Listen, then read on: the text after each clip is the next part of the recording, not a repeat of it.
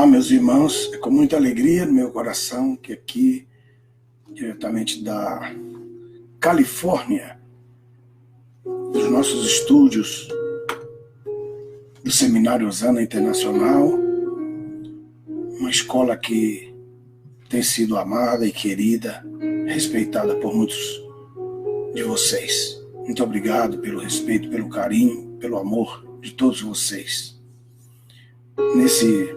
Nesses dias que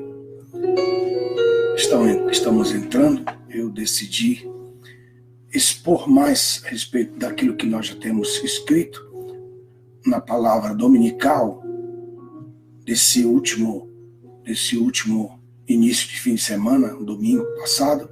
Nós percebemos a importância da leitura dos livros e começamos a ler os livros. Vamos ler alguns capítulos, não todos, porque vocês também têm a oportunidade de nos abençoar adquirindo os nossos livros. Então, aqui estão alguns deles. Na verdade, eu escrevi já 88 livros. Mais de 70 deles ainda estão por serem publicados e vão ser publicados na hora certa, no tempo certo de Deus. Mas nesses próximos dias quero ver se eu publico pelo menos uns 20 deles. Colocar na mão de vocês pelo menos uns 20 livros novos que eu tenho escrito. Mas agora eu estou empenhado na feitura e no complemento de duas Bíblias importantes que eu estou fazendo agora, que é a Bíblia da Eleição. E já terminamos, graças a Deus, o primeiro volume da Bíblia, da Bible Chronos, do Antigo Testamento, e já vamos começar a divulgação. Estamos nos esforçando, como vocês estão vendo, de todos os meios, de todos os lados, para que nós possamos ter fundos, para que nós possamos ter economia para poder enfrentar o grande desafio que é publicar uma Bíblia ou duas ou um livro. É muito, muito difícil. E todos os nossos esforços, tudo que nós recebemos, nós reinvestimos uma vez mais. Nós não temos denominação nenhuma que nos ajuda. Muito pelo contrário, muitos da nossa própria denominação, eles fazem o possível para que a gente morra, para que a gente desapareça, para que a gente suma do mapa e do caminho que nós estamos. Mas no meio dessa denominação tem duas ou três pessoas que nos apoiam, nos ajudam. Assim meio de longe, mas nos apoiam, nos ajudam. Muitos deles não se apresentam, a gente sabe por quê. Na verdade, a gente sabe por quê. Mas dou graças a Deus pelos poucos dentro da nossa denominação que nos ajudam, pelo menos com oração, pelo menos ficando no muro às vezes, que eu sinto, que eu vejo. Eles pensam que eu não vejo, que eu não sinto, que eu não vejo isso. Assim, eu falo isso só na minha mente, no meu coração. Na verdade, eu não estou fazendo um trabalho para a minha denominação, estou fazendo um trabalho para o reino de Deus. E quando eu entrar na presença de Deus, eu quero ter o privilégio de ser chamado amigo de Deus, amigo do meu grande Deus, meu grande Senhor, rei, mais que presidente, governador, sultão, seja lá o que for, que czar, seja o que for. O meu Deus, o nosso Deus, o teu Deus, está acima de todos os deuses, de todos os poderes, de todos os principados e potestades, e é a Ele que nós servimos ao reino de Deus. Eu dou glória a Deus porque sou amigo da maioria dos líderes denominacionais, sou amigo deles, não ando com eles, mas sou amigo deles. Tenho respeito pela maioria deles, pela fé que eles têm, que como eu, estamos juntando forças e esforços para nos apresentarmos diante de Deus, tendo feito e cumprido a nossa missão, tendo terminado a nossa missão, tendo dito como Jesus disse, está consumada a nossa parte nessa obra. E outros virão. E a minha alegria é que uma enxurrada grande, como chuva serôdia, como chuva temporânea, de discípulos se levantem. E você é um deles, você que tem apoiado o nosso ministério, tem estudado, tem feito o possível para que nós possamos caminhar adiante. Você é um deles. É assim que nós passarmos, a labuta virá uma turma infindável, por causa do legado escrito que nós estamos deixando. O que é mais importante não é um legado falado, não é um legado simples, nós estamos deixando áudio, vídeo e escrita para uma nova geração. Essa geração que nos odeia passará, também irá, mas essa geração que nos odeia não está deixando discípulo. Nós estamos deixando um grande legado escrito. E no futuro, se Jesus não voltar, nós veremos os grandes resultados nessa terra.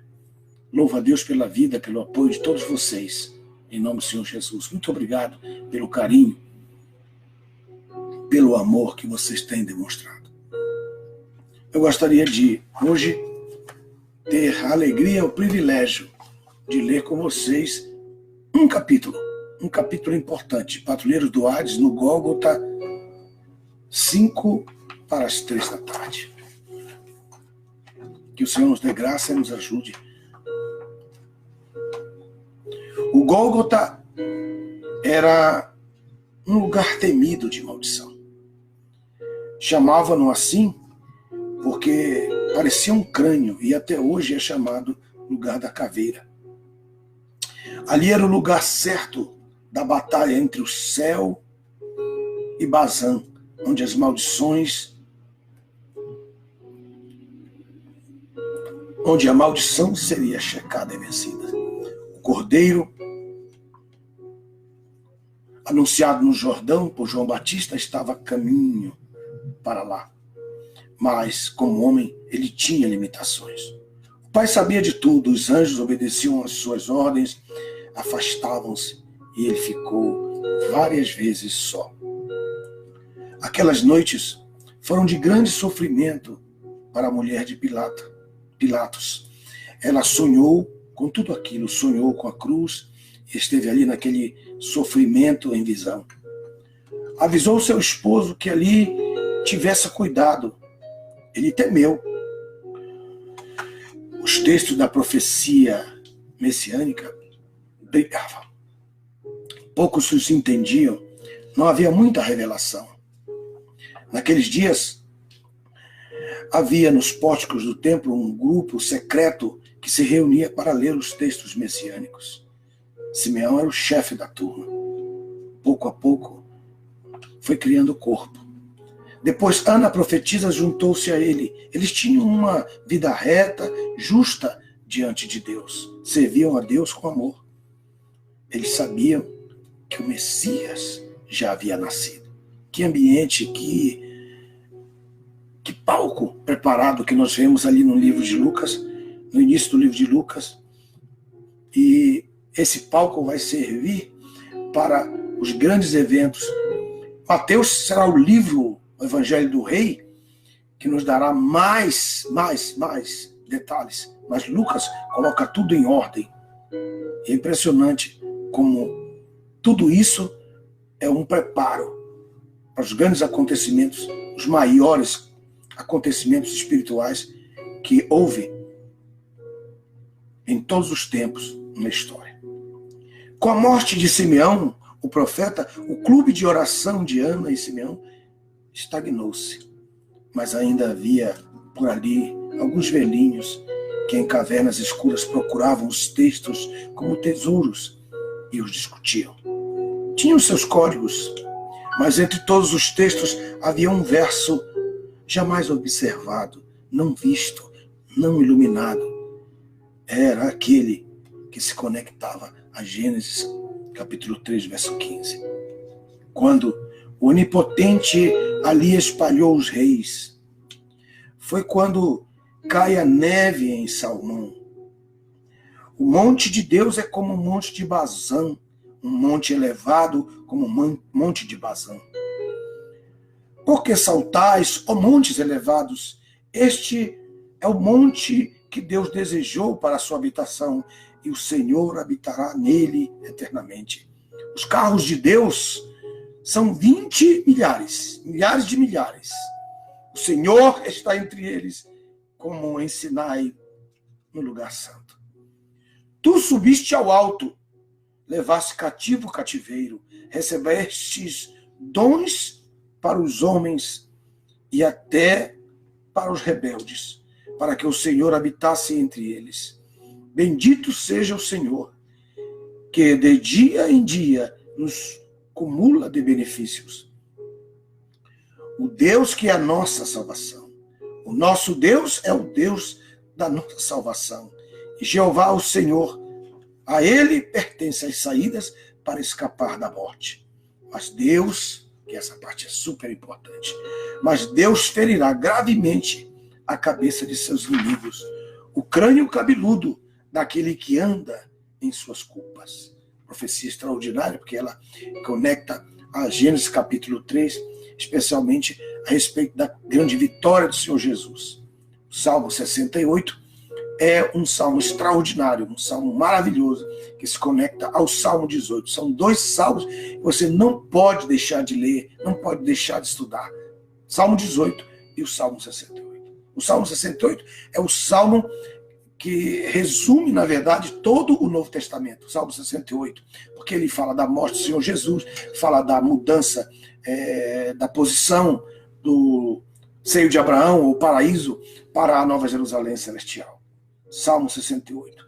Disse o Senhor, eu os farei voltar de Bazã, farei voltar o meu povo das profundezas do mar, para que o teu pé mergulhe no sangue de teus inimigos, e nele mergulhe até a língua dos teus cães.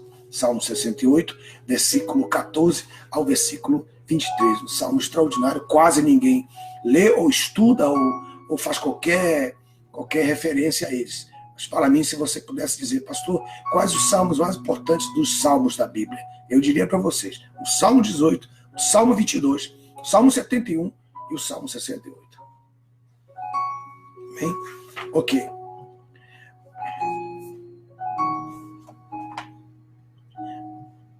Mandam Jesus ao Calvário. Havia outros lugares, mas nada seria melhor que o Gólgota. Ali, sobre a caveira, cavam 3 buracos profundos. Os preparativos eram feitos rapidamente. A cruz de madeira crua para um tremendo carpinteiro. Suas hastes e estrepes sozinhos poderiam sustentar um corpo. Os soldados que a transportaram cortaram as mãos e seus dedos sangravam. Entreolhavam-se. Um ser humano normal estaria pendurado ali em breve. Tudo aquilo era apenas um mistério. A cruz era uma espada de ponta cabeça. Estava virada ao contrário. Ele sabia de tudo. Isso aqui é algo importantíssimo. Eu queria mostrar para vocês aqui, antes de continuar a leitura, que o Calvário, que eu sempre desenho, essa é a razão, irmãos, porque que eu sempre coloco porque um irmão disse, pastor, isso é coisa do demônio, se eu sempre coloco aí a caveira, essa caveira é um símbolo extraordinário, né?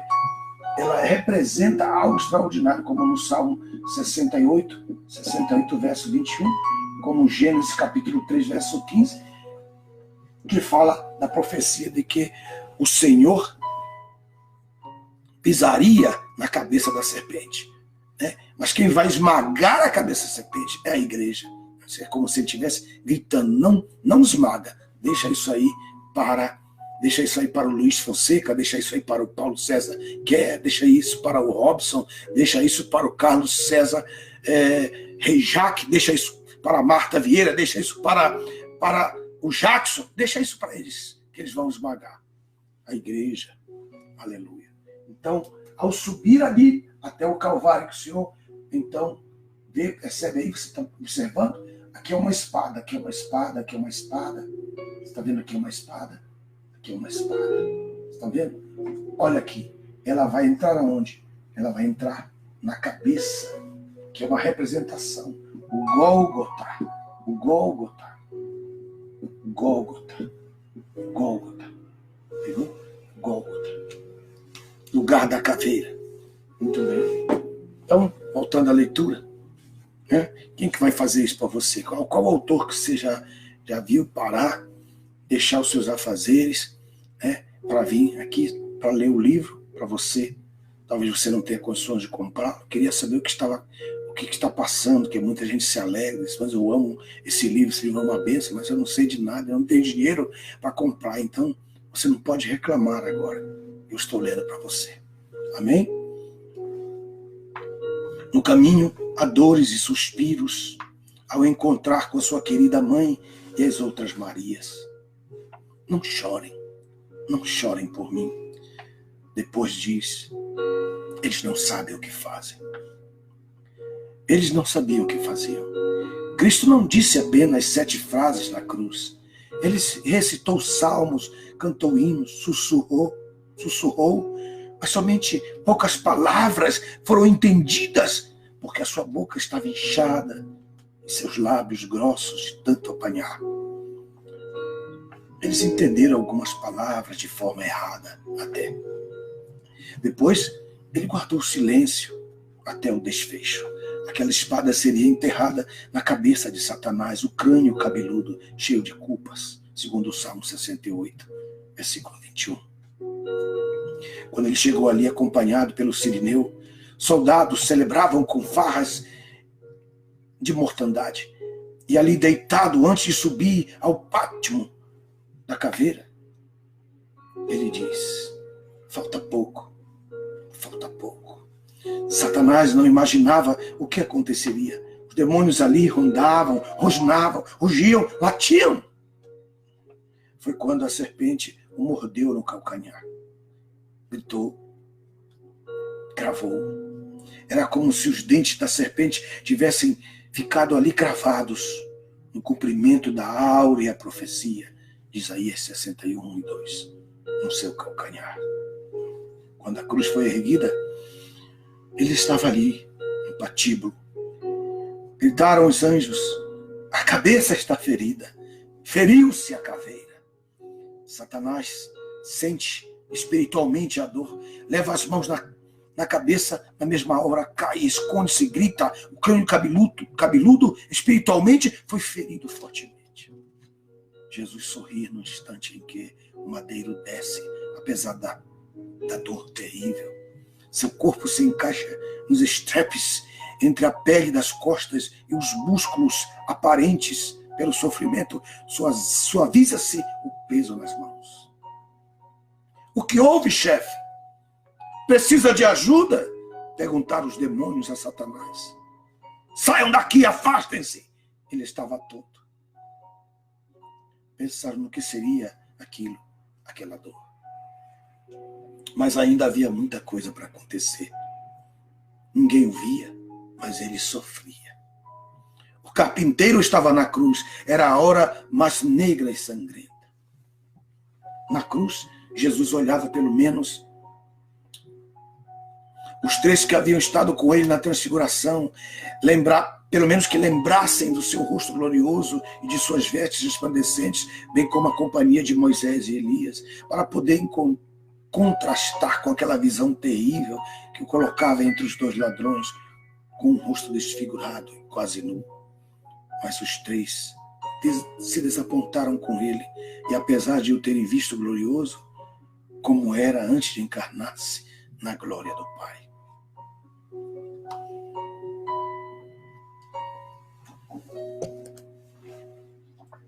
Enquanto o sangue corria pela madeira da cruz, Maria chorava longe do Calvário. Muitos judeus voltavam para casa, pois não queriam passar o pôr do sol longe de suas famílias. Tudo estava cumprido. O leãozinho, o filho do leão, profetizado por Jacó, profetizado por Balaão, em Números capítulo 24, o filho do leão, agora iria dormir. O Siló, enfim, veio, mas sem pecado. Todos os seus dentes ainda brancos de leite. Eis aí a prova biológica de sua vida sem pecado.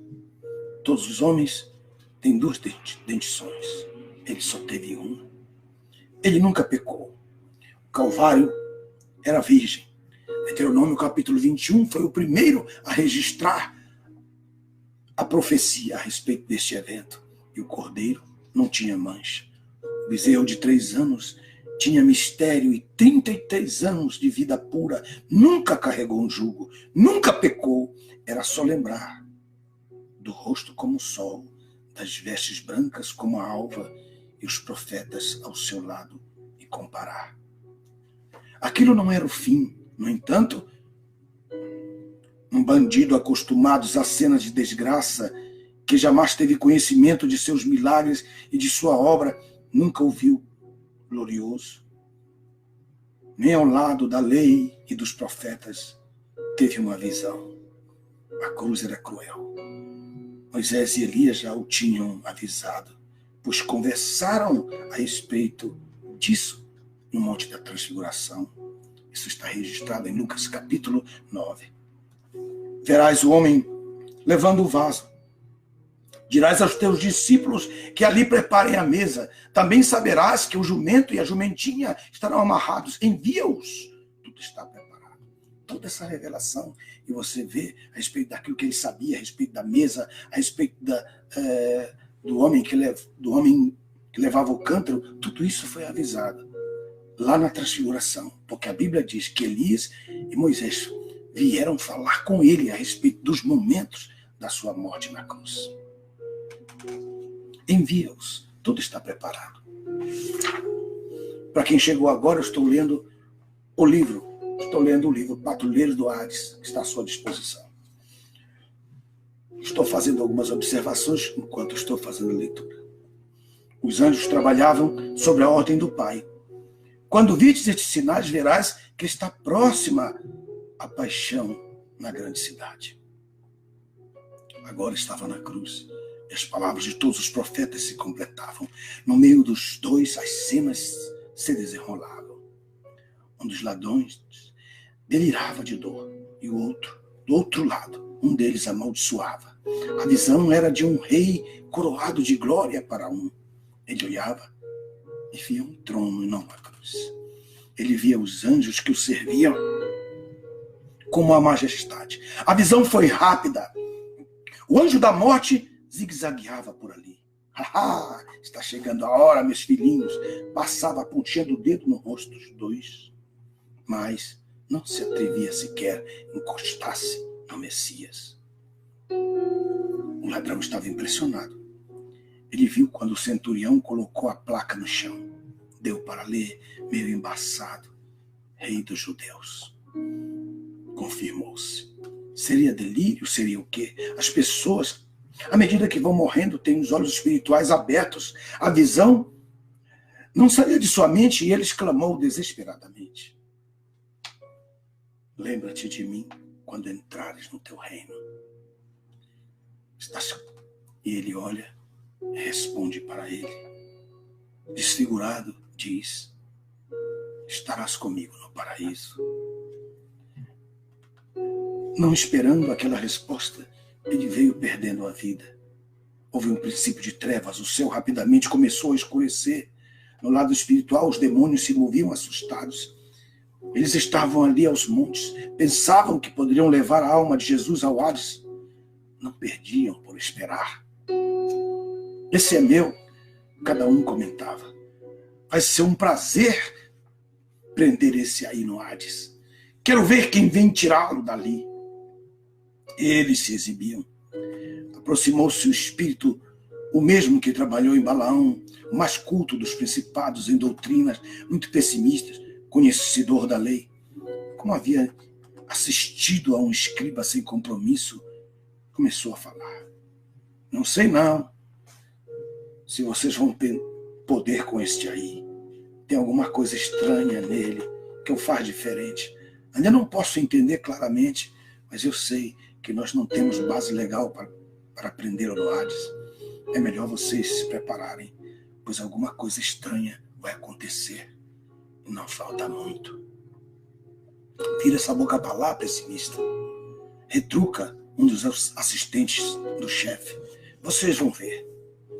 Eu vejo que o espírito que atuava em Balaão tem razão. Nós estamos fazendo muita festa, Mas aqui dentro eu sinto que alguma coisa vai acontecer contra nós. Não cheira bem esta facilidade. Vejo que o chefe vai levar a pior. Nós temos os principais sacerdotes nas mãos. Os escribas creem que estão prestando um serviço a Deus. Mas o chefe tem poder para matá-lo? Perguntou meio afirmadamente ou afirmativamente um espírito conhecido. É claro. Estou com um espírito legalista, disse um dos governadores espirituais de Jerusalém. Eu também. O chefinho vai ter poder legal para matar. Não sejam idiotas. Ele tem poder legal para matar somente os pecadores. Concernente a isto, não há o que discutir. Ele mata todos os pecadores legalmente, sem problemas. E o Criador não pode evitar. Mas esse aí é inocente. Jamais pecou. Se o matarmos, segundo os meus conhecimentos, o chefe perde o seu poder legal de matar. E o seu sangue inocente derramado ainda o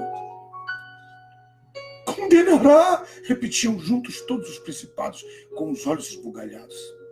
Vamos avisar o chefe. Ele está em Judas, não pode, não dá.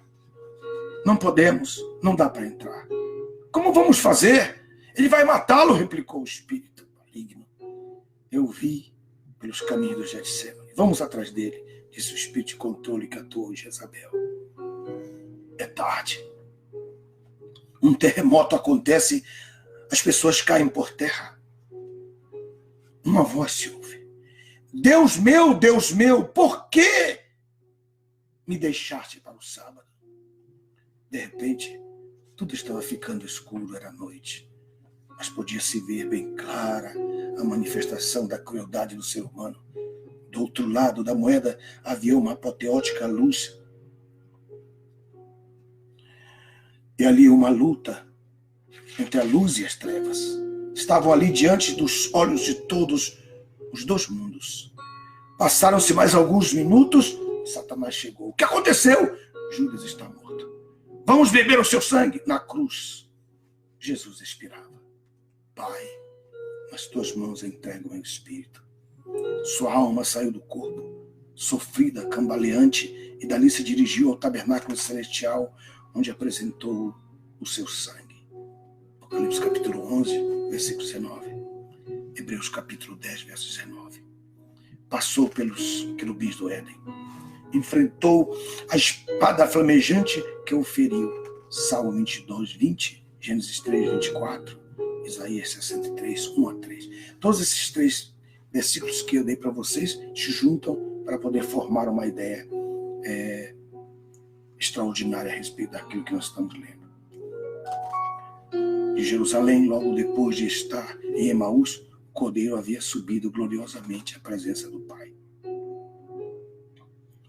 Os anjos fizeram 2 filas, desde a porta de Judá até o tabernáculo. Ele foi passando triunfante até a presença do Pai, o verdadeiro e mais perfeito tabernáculo, sem átrio, sem lugar santo. Tudo era somente santíssimo. Da porta de Judá ao trono, em fila indiana, miríades de miríades, na mesma forma, da rua de ouro, se posicionava. Seu peito tinha um éfode diferente. A estola sacerdotal tinha 24 pedras. Era um sumo sacerdote da mesma ordem de Melquisedeque. Havia oferecido o melhor sacerdócio universal por todos os homens. Aproximou-se, entrou. O anjo lhe deu uma taça, continha sangue. Quando ele entrou, dirigiu-se a um dos assistentes. Olhou para a antiga taça que ali estava. Continha sangue que clamava a salvação. Era o sangue de Abel. Retire-na, pois aqui está o sangue substituto. Hebreus 12, 24. Tira o primeiro para estabelecer o segundo. Quando depositou o segundo, o sangue, ele mesmo falou: sacrifício e oferta não quiseste, mas corpo me preparaste. Holocausto e oblações pelo pecado não te agradaram. Eis aqui, venho fazer, ó Deus, a tua vontade. Tira o primeiro para estabelecer o segundo. Hebreus capítulo 10, versículos 5 e 9. Aspergiu diante do trono. Todos os anjos gritaram e clamaram, Este sangue fala melhor do que de Abel. O pai respondeu: esta é a aliança que farei com eles depois daqueles dias, diz o Senhor. Porei as minhas leis em seus corações, e as escreverei em seus entendimentos. Jamais me lembrarei de seus pecados e de suas iniquidades. Filho, onde há remissão, não há mais oferta pelo pecado. Filho responde: Pai, quero que os que me destes sejam recebidos diante de ti como eu sou recebido. O pai responde: todos os teus irmãos têm permissão a partir de agora para estarem na minha presença por causa do teu sangue. Agora acabas de inaugurar um caminho novo e vivo na minha presença, que tu consagraste pelo véu rasgado entre mim e o homem, que foi a tua carne, o teu corpo, meu filho. Terás de ir e completar a obra no Calvário, e depois voltarás para trazer cativo o cativeiro, e em seguida regressarás após 40 dias para tomar o teu lugar à minha direita, pois a Nova Jerusalém receberá o seu grande sacerdote na minha casa. Todos os que com verdadeiro coração se achegarem por inteireza de fé, tendo os corações purificados da má consciência e o corpo lavado pela palavra, terão acesso livre. Aleluia. Oh, aleluia. Acesso livre à minha presença. De mau castigo será julgado merecedor aquele que pisar o sangue do Filho de Deus, disse o Espírito Santo, e tiver profanado o sangue da aliança, com o qual foi santificado, fizer agravo ao Espírito da graça. A voz do Espírito. Dali, ele volta à cena no Calvário. Vem pelas chaves do Hades. Simultaneamente a estes acontecimentos, os sepulcros começam a se abrir e muitos dos santos que haviam morrido se levantam. Era o grupo dos primogênitos da fé, que creram no Cordeiro imolado desde a fundação do mundo, o mesmo que simbolicamente vestiu Adão e Eva. Não saíram do sepulcro, mas ficaram ali esperando a hora da ressurreição. Faziam parte da igreja dos primogênitos e eram parte das primícias, como o corpo de Cristo. Uma pessoa ressurreta recebe a capacidade de ver os dois mundos, o espiritual e o físico. E o mais interessante de tudo foi que eles foram arrancados do Hades na hora da morte de Cristo. No desaparecimento deles dali cumpriu-se a profecia de que os refugiados do Hades somente ficariam ali até a morte do sumo sacerdote. E como o sumo sacerdote morreu, então os que estavam no Hades teriam que voltar para casa. Números capítulo 35, versículo 28. O céu escureceu, vozes de trovão se ouviram somente no lado do mundo espiritual. Tremia tudo, os demônios caíram e perderam o poder de locomoção por minutos. Foi como se o Pai tivesse fechado tudo em redor daquela cena. Queria fazer o desenho mais ou menos disso aqui. Aqui, ó, como se houvesse um dome aqui, ó, um dome espiritual. Lembra-se que ali haviam demônios que latiam como cachorros. Como é que você sabe disso, pastor? Como cachorros. Haviam como búfalos. Diz aqui, búfalos. Haviam ali como búfalos. Haviam ali como hipopótamos. Como rinocerontes. Todos eles, né, transfigurados ali. E onde que eu leio isso aí? Nos Salmos a Bíblia fala. Os cachorros vinham e ladravam. Vinham os rinocerontes com os seus chifres, seu único chifre tentando vir sobre ele. Eram demônios que estavam ali. A visão era terrível. Mas isso tinha acontecido, tinha ido para o Pai, agora ele volta. Passados alguns instantes, alguma coisa começa a se mover. Estava tudo escuro, uma luz resplandecente começa a brilhar do interior no cenário da cruz. Anjos tomam lugar e os demônios tentam se retirar rapidamente. Tudo ficou tão claro na escuridão.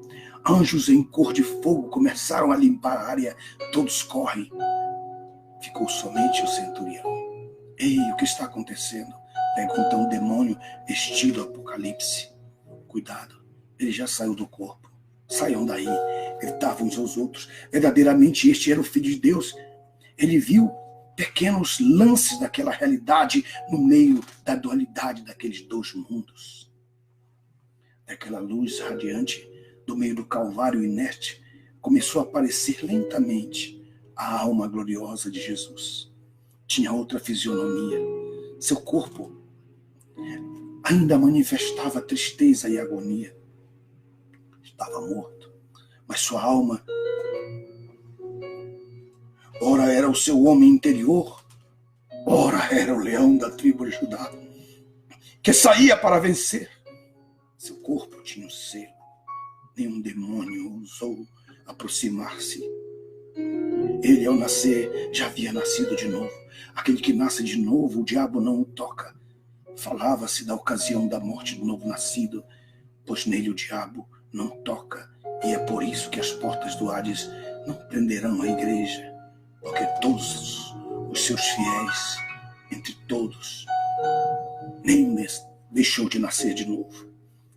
Gabriel desceu enquanto a alma de Jesus, em cenas lentamente vividas no mundo espiritual, vivia algo inenarrável. Ela via o próprio Senhor Jesus. Sua alma contemplava o seu corpo na cruz. Repentinamente levantou as mãos e gritou: todo o poder me foi dado. Estou livre. O laço se partiu. Entre a terra e o céu havia um véu negro que cobre toda a terra como uma cortina. Essa cobertura chamava-se região celeste, conhecida pelos anjos como Bazã. Era a habitação atual de Satanás e seus demônios. Jesus morreu sobre a terra. Na ocasião de sua morte, ele estava na dimensão das regiões celestes, porque havia sido levantado na cruz. Foi nesse cenário que sua alma foi saindo lentamente para uma grande batalha. Sua alma estava ferida. Quírios, sai daí! Os anjos fugiam. Todo o poder foi me dado, estou livre, livre enfim. Exatamente nesta hora começaram a aparecer os mais terríveis demônios, trazendo correntes, vestidos de guerra. Vinham com uma ordem para levar o Cristo preso. A alma olhava para o seu corpo. Queria chorar, mas não podia. Estava fora. Os algozes do Hades chegaram. E entre a alegria e o medo vencia o medo. Fortes demônios tentaram saltar um dos bois de Bazã, vestidos de cães bravos, vinham sobre ele, e ele foi atacando. Ele foi atacado, e livre, mas fraco. Sua alma, como hienas, aproximavam-se deles com dentes de leões, caudas de escorpiões, vinham cheios de fúria no meio das trevas. Era um barulho ensurdecedor, uma luta covarde e apoteótica. Os demônios com cordas de morte o cercaram, torrentes de perdição o amedrontavam. Aqueles vis demônios davam voltas e riam, e ele, apenas assustado, cambaleava, quis saltar. Seu calcanhar estava ferido. Por que não me deixa? Falava a respeito da espada. Era a espada do Éden, da qual Simeão havia profetizado. Os anjos de longe gritavam. Lucas 2:35 e Salmo 22, verso 20. O véu do templo se rasgou, a espada o alcançou. O caminho do Éden estava livre. Enquanto isso, cordas do Hades começaram a atacá-lo e cingiram laços de morte. Surpreenderam-no. No meio daquela cena, em meio à grande angústia, sua alma invoca ao Senhor e clama a Deus, já fora do seu corpo. Deus meu! Deus meu! Sem testemunha, ninguém parecia escutá-lo. Lá em cima, aleluia, o Pai, que virara o rosto para não ver tamanha humilhação, se levantou. Aquela hora crucial fez o céu parar. Os anjos se entreolhavam e perguntavam: quando entrarás em cena, Deus? Foi então que do seu templo o Pai ouviu aquela voz, o clamor da alma do filho chegou aos seus ouvidos. O pai começou a se mover, deu suas ordens aos anjos, mas eles, atordoados, demoravam-se. Os anjos estavam surpresos. O pai bradou, soltou a sua voz, e raios, relâmpagos se fizeram ouvir. Os anjos tomaram nota e saíram. Chegaram a hora final. Então a terra se abalou e tremeu. Os fundamentos dos montes também se moveram e se abalaram, porquanto o pai estava indignado. Você deve estar perguntando, onde está lendo isso, né? Onde que ele tirou isso, na verdade? Alguns, né, que vêm, aparecem, esse cara é louco, é um doido, é maluco, né? Mas eu estou simplesmente lendo cenas do Salmo 22, do Salmo 18, do verso 11 até o versículo 18 e algumas passagens a mais. O véu do templo se rasgou, mas a espada o alcançou. E o pai bradou. O ancião de dia chamou os arcanjos e pediu que o trono se movesse rapidamente em direção à terra. As rodas começaram a mover-se. Os querubins se prepararam. No meio daquela apoteose, o tempo passou apressadamente. Estava ficando tarde demais. Nunca os anjos haviam visto o pai tão aborrecido e irado. Das suas narinas subia fumaça. Da sua boca saía fogo devorador. Dele saíam brasas ardentes. Então ele acenou com as mãos. Os anjos esperaram que subisse no trono móvel, mas ele decidiu montar num querubim e voar. Voou sobre as asas do vento. Aleluia! Ele baixou os céus e desceu. Havia trevas espessas sobre os seus pés. Ele queria que tudo fosse um segredo. Estava vendo o que simultaneamente acontecia no Calvário. Exigiu que tudo acontecesse ali nas trevas do Calvário. Era o seu retiro secreto. Como uma cobertura invisível, mais sólida no mundo espiritual, ele montou um pavilhão que o cercava. Era a escuridão das águas e as espessas nuvens do céu. Quando ele chegou, os demônios riam, chacoalhavam a cruz, blasfemavam, rondavam a alma de Cristo recém-saída do corpo. Então você é o Filho de Deus. Nós vamos prendê-lo no Hades para sempre. Em um dado momento, chegou o ancião de dias, aquele que hoje chamamos de Pai. Do resplendor da sua presença saíam pelas suas espessas nuvens saraivas de brasas de fogo. Trovejou a sua voz. Da sua boca saíam setas, todas as partes. Por todas as partes elas se espalhavam, multiplicavam-se os raios, e isso os perturbou. Quem é ele? Os demônios o reconheceram, lembraram da sua fúria no dia daquele do grande luzeiro. Com a sua chegada nas asas do vento, foram vistos os leitos das águas, foram descobertos os fundamentos do mundo, os demônios foram tomados de surpresa. Eles então não esperavam por isso e ouviram a repreensão do Senhor. Testemunharam o sopro dos ventos das suas narinas. Ali, num refúgio do monte, no ermo do mundo espiritual do Calvário, frágil de tanto sofrimento físico, psicológico, espiritual, cambaleava a alma de Jesus enquanto alguns demônios se aproveitavam para atormentá-la.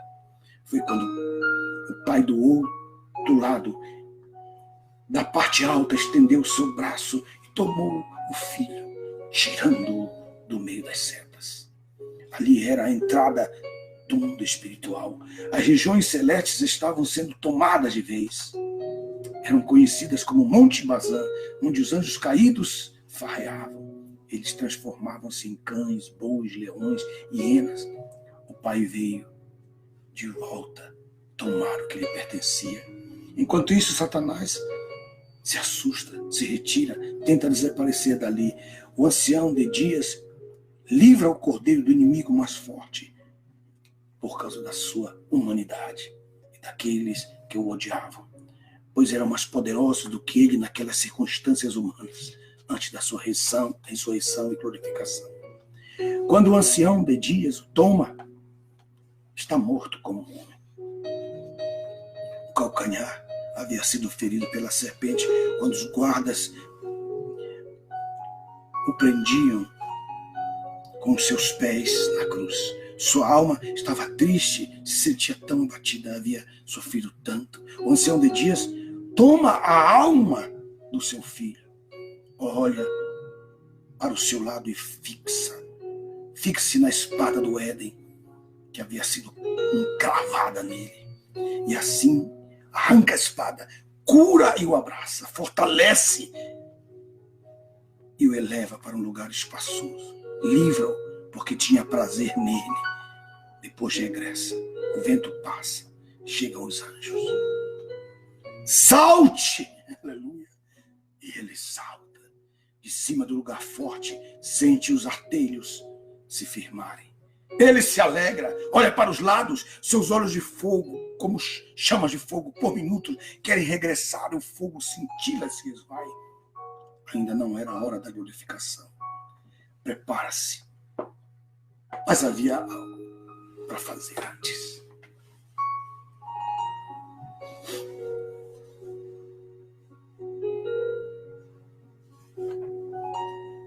Capitão, chega os anjos.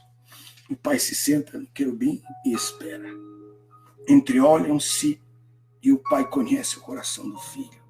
Vai à luta, ó Vingador.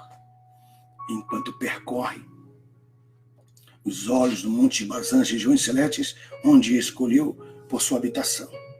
Capitão! Surpreende-se com a chegada dos anjos. Faz tanto tempo que ninguém me chama de capitão. O anjo assistente não entendia quem ele era. Parecia nunca ter visto assim. Para ele, era um mistério essa história de que Deus tinha um filho. Suas mãos seguravam as peças da armadura. Tenho ordens para entregar-lhe esta armadura. Foi tirando e fazendo barulho. O vento soprava forte e os olhos vigiavam tudo. Imediatamente ele começou a vesti-la. Foi pondo-a. Quando termina, os anjos se lembram dele. Aleluia. Aleluia. Assustam-se, entreolham-se com aquela visão que parece lembrar cenas dos dias das dispensações do mistério. Da dispensação do mistério, em frações de tempo, começa a lembrar. Estava igual a antes. Josué capítulo 5, 13 e 14. És tu aquele que havia de vir. O capitão. Do seu peito saiu uma luz. Glória era vista sobre a sua cabeça. Levanta os braços e grita. O rugir do leão de Judá dá-se a conhecer, enche-se de valor. O rugido do leão se ouve em toda a região celestial. E um vento forte sopra a escuridão espiritual. Gabriel pergunta. Sabe para onde ir agora, capitão? Como devo chamá-lo? Aleluia. Aleluia. Ele só olhou para Gabriel. Estava pensando em outra coisa. Vamos, disse o Senhor. Bendito seja o nome do Senhor. Eles estão indo em direção ao Hades. Ninguém via nada. Tudo acontecia do outro lado, no mundo espiritual. O espírito de Mamon saía daí. Saía um grito num sentido, no meio do mundo espiritual. Sua alma, agora fortalecida, saía em direção ao Hades. Mas havia algumas coisas a fazer. Com as mãos fortes, deu uma passadinha no Getsemane. Sua alma se transportava diferentemente, de maneira como se moviam os demônios. Aqueles terríveis espíritos malignos. Alguns tinham limite de atuação e não podiam ir longe. Na terra tudo estava negro. Agora os acontecimentos se davam numa outra dimensão. E resplandecente, revestido de glória, ao passar, lançava os demônios pelo ar, e estes chocavam seus limites espirituais com barras de diamantes invisíveis, que não os deixavam atravessar. Ele olhava firmemente os principados. O principado de Israel foi o primeiro a ser ferido. Então começou a perseguir os seus inimigos e alcançá-los. Aos seus pés começaram a cair. Chegaram a pedir ajuda ao ancião de dias, mas ele não os atendeu. Salmo 18, verso 41. Golpeava-os forte, transportávamos. Os anjos se alegravam, cantavam e exaltavam o Todo-Poderoso. Era uma apoteose particular e angelical. A potestade de Jerusalém não pôde sair. Foi logo sendo interrogada aos trancos. O Senhor dos Exércitos tomou pelos braços e o levantou pela mão direita e fez uma pergunta: aonde está o teu reizinho? Trêmulo e gaguejante respondeu a potestade de Jerusalém. Ele saiu desesperado por ali, por trás do Monte das Oliveiras. Jogou por terra. Detestável, tu pagarás o que fizestes com os profetas até João. O teu tempo é até a batalha de Tito. Ali eu mesmo me encarregarei de ti. Breve estarás no abismo. O Senhor dos Exércitos o deixou ali, como quem deixou um trapo que é atirado ao piso. Aos passos largos saiu à procura do luzeiro. Ele o viu, reconheceu a sua armadura e começou a ouvir gritos: Satanás! Satanás! Por onde fugiste? Onde estás? Ele sabia onde estava. Estava no Getsemane, cercado de seus principados. O corpo de Judas estava por ali jogado ao chão. Por ali Satanás se escondia com seus demônios depois de ter lambido o sangue. Disfarçava e seu medo escarnecia com eles. Logo foi encontrado. Jesus chegou. A radiação de luz que emanava de Cristo era maravilhosa. Ele deixava as marcas no espaço por onde ia passando. Anjos voavam baixinho.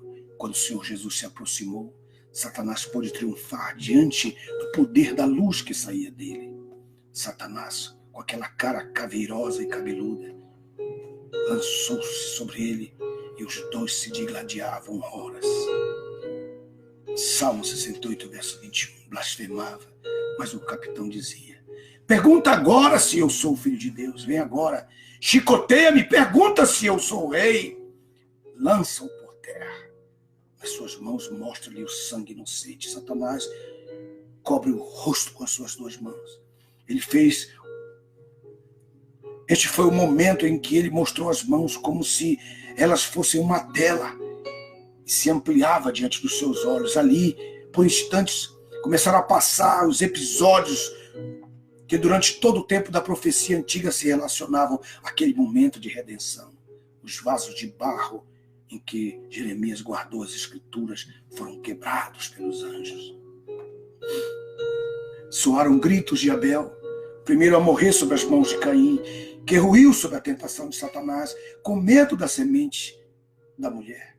Ele incitava o malvado a matar o seu irmão. O que nunca pôde imaginar é que era impossível calar o sangue. Satanás virava o rosto para não ouvir a voz do sangue de Abel.